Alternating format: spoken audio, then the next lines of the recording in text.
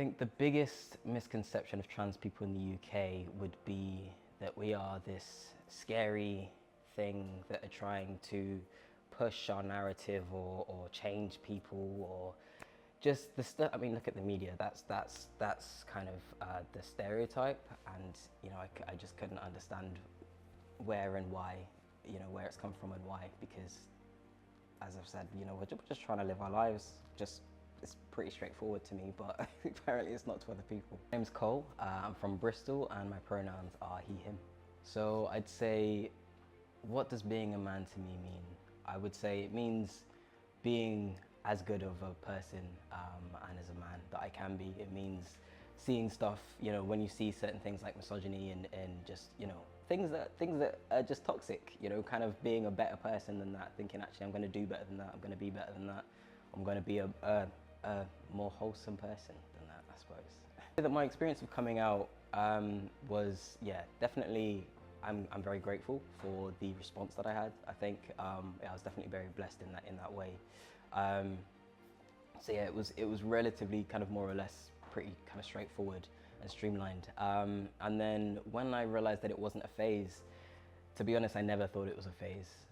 When I was probably about this big, I didn't think I was any bit different to the boys in my class. So there was kind of no phase. It was the in-between bit between, there and now that, kind of the figuring out part happened, because you're told that you're different. You're told that you're supposed to be this way. You're supposed to be this type of person. So you have to realign with who you knew you were as a kid.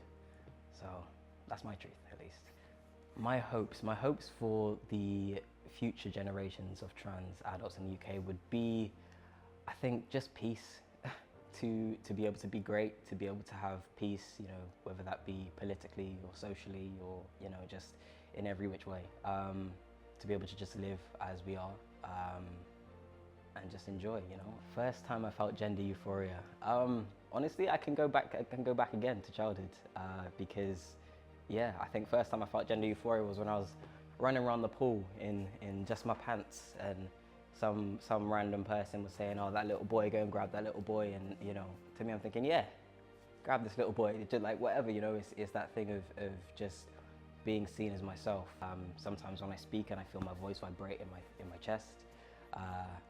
Sometimes when I get a fresh shape up, I go to the gym, I just do things to take care of myself and to feel as much like myself as I can. That's gender euphoria, 100%.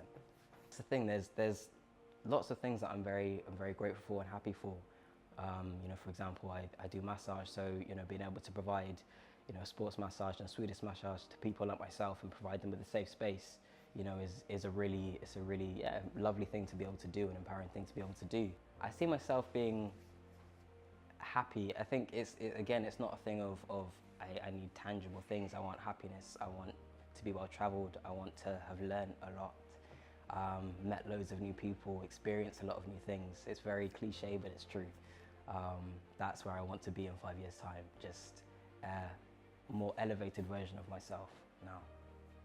Trans people are courageous. Trans people are themselves, unapologetically.